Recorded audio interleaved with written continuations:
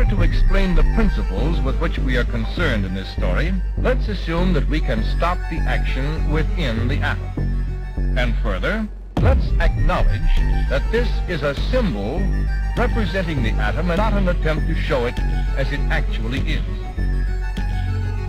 It is impossible to show the correct relative proportions of an atom on this screen.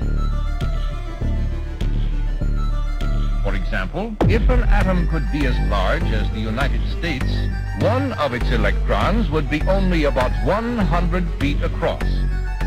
Therefore, to tell our story, we must resort to a symbol. Then we can think of the atom as being a group of relatively light, small particles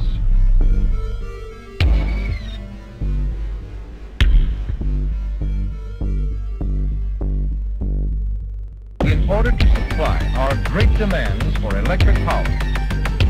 We must have facilities for generating great currents to overcome the resistance of the lines,